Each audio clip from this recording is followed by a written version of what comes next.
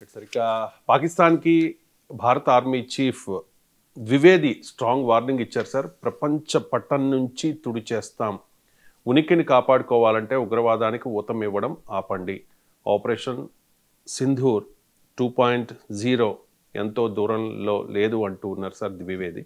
Sir Dwivedi bite PCR Dwivedi bite कि इस बार भारत देश पूरी तैयारी के साथ है और इस बार वो संयम नहीं रखेगा जो सिंदूर 1.0 में हमने संयम रखा। इस बार हम आगे की कार्रवाई करेंगे और कुछ ऐसी कार्रवाई करेंगे कि हो सकता है पाकिस्तान को सोचना पड़े कि उसे इतिहास में भूगोल में रहना है कि नहीं रहना। अगर उसे भूगोल में अपनी जगह बनानी है तो उसके लिए उसे जो स्टेट स्पॉन्सर्ड टेररिज्म जिसको हम बोलते हैं, यानी कि उसका देश जो टेररिज्म को स्पॉन्सर कर रहा है उसे रोकना पड़े। तो ये मैं आपको बताना चाहता हूं। ఆపరేషన్ సింధూర్ ఆగలేదు అని చెప్పి రక్షణ మంత్రి రాజ్నాథ్ సింగ్ గతంలోనే చెప్పారు సార్. ఇప్పుడు ద్వివేది అంటూ ఉన్నారు ఆపరేషన్ సింధూర్ 2.0 అని చెప్పి. మీ కామెంట్స్? ఒకటి ఏంటంటే, ఇది ఆర్మీ చీఫ్ సైనిక బలగాలను అప్రమత్తంగా ఉంచడానికి, సైనిక బలగాలలో స్థైర్యాన్ని నింపటానికి బహుశా అని ఉంటారు. ఆశ్చర్యమేమీ లేదు, తప్పేమీ లేదు.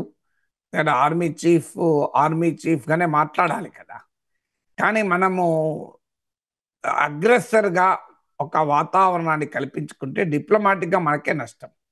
ఇప్పుడు పాకిస్తాన్ ఉనికిలోంచే లేకుండా చేస్తాం, పాకిస్తాన్ ఉనికికే ప్రమాదాన్ని తెస్తామంటే భారతదేశం ఎప్పుడూ ఆ పని చేయలే ఇంతవరకు. అలా ఉండుంటే ఇరుగు పొరుగు దేశాలు మనగడ సాధించేవే కావు. ఇప్పుడు ఇన్ని దేశాలు ఉన్నాయి, మాల్దీవులు నుంచి మొదలుకొని నేపాల్ వరకు. వాస్తవంగా భారత వ్యతిరేకత ఈ అన్ని దేశాల్లో చూసాం. బంగ్లాదేశ్లో చూస్తున్నాం, నేపాల్లో చూస్తున్నాం, మాల్దీవులో చూస్తున్నాం, శ్రీలంకలో చూస్తున్నాం. సో పాకిస్తాన్లో అంటే హిస్టారిక్ కారణాలు ఉన్నాయి. కానీ మనం ఎప్పుడు కూడా అగ్రెసర్గా ఇండియా ఏనాడు లేదు. మన విధానం ఎప్పుడు కూడా చిన్న దేశమైనా మనం గౌరవించాం, రెస్పెక్ట్ ఇచ్చాం, కోఆపరేట్ చేశాం తప్ప దేశాల ఉనికిని ప్రశ్నించే పని మనం ఎప్పుడూ చేయలేదు. సో పాకిస్తాన్ విషయంలో కూడా వాడు దుర్మార్గాలు చేస్తున్నాడు గనక మనం యుద్ధాలు చేయాల్సి వచ్చింది. వాడు దుర్మార్గాలు చేశాడు తన దేశ ప్రజలపై కనుక బంగ్లాదేశ్ ఏర్పాటు చేయడంలో సహకరించాల్సి వచ్చింది.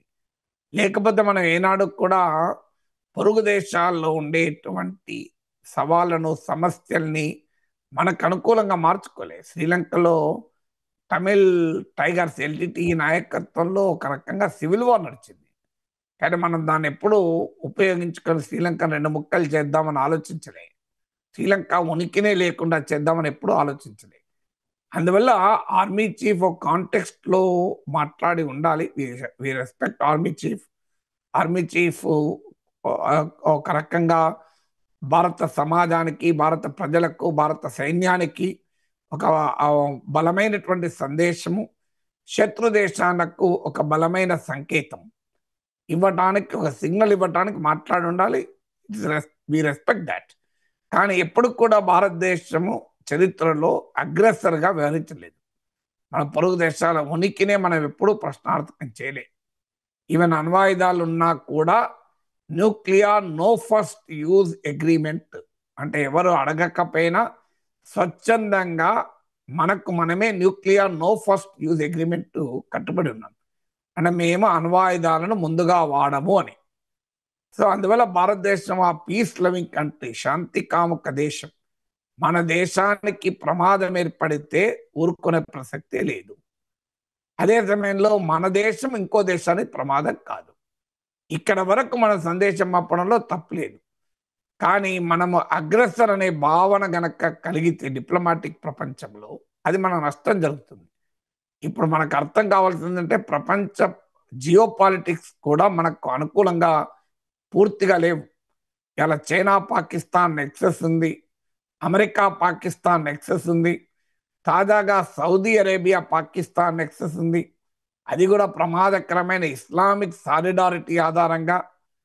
ఇలాంటి సమయంలో భారతదేశ డిప్లొమసీ ఎప్పుడు కూడా ప్రపంచాన్ని కన్విన్స్ చేసే విధంగా, పాకిస్తాన్ ఐసోలేట్ చేసే విధంగా, పాకిస్తాన్ను అంతర్జాతీయ సమాజం ముందు ఎక్స్పోజ్ చేసే విధంగా ఉండాలి. వాళ్ళకి ఎలాంటి అవకాశము మనం కల్పించకూడదు. అఫ్కోర్స్ ఆర్మీ చీఫ్ కల్పించాలన్న ఉద్దేశం కాదు.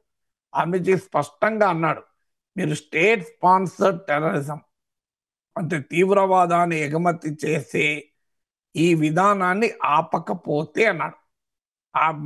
పాకిస్తాన్ పై యుద్ధం చేస్తాను, పాకిస్తాన్ అంతం చేస్తానని అనలే.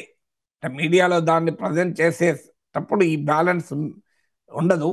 పాకిస్తాన్ రూపురేఖలే లేకుండా చేస్తాం అంటే రాజ్నాథ్ సింగ్ అన్నాడంటే ఆయన పొలిటీషియన్, ఆయన బీహార్లో ఎన్నికలు ఉన్నాయి కనుక ఎన్నికల సమయంలో పాకిస్తాన్ తిట్టకుండా ఓట్లు రావు బీజేపీకి.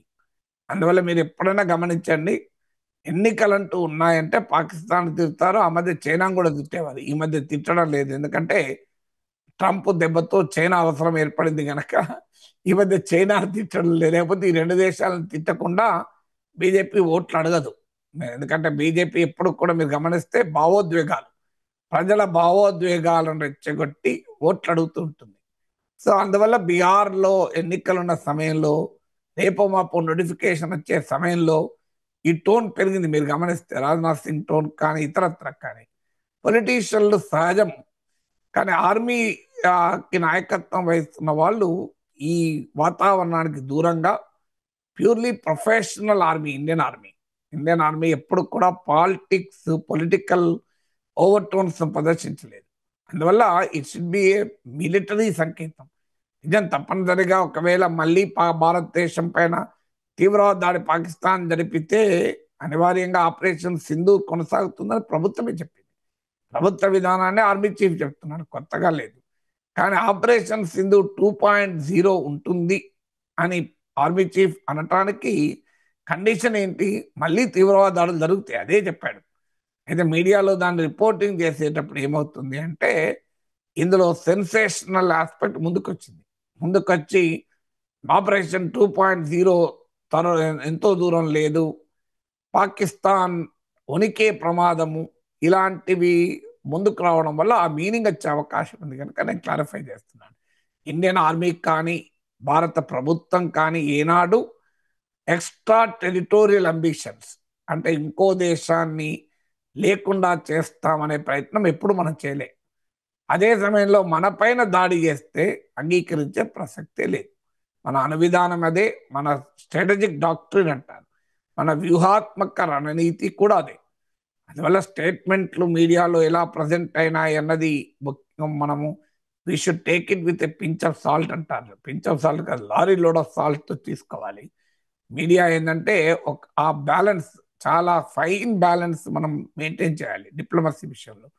అలా లేనప్పుడు ఈ రకంగా వార్త ప్రజెంట్ కావచ్చు, అది మనం ఏదో ఆపరేషన్ సింధూర్ 2.0 కొరకు ఉబలాట పడుతున్నట్లు, పాకిస్తాన్ లేకుండా చేస్తానికి ఆలోచిస్తున్నట్లు వార్తను ప్రజెంట్ చేయొచ్చు. దీన్ని కొన్ని పొలిటికల్ ఫోర్సెస్ ఉపయోగించుకోవచ్చు కూడా, ఈ ఎమోషన్స్ను.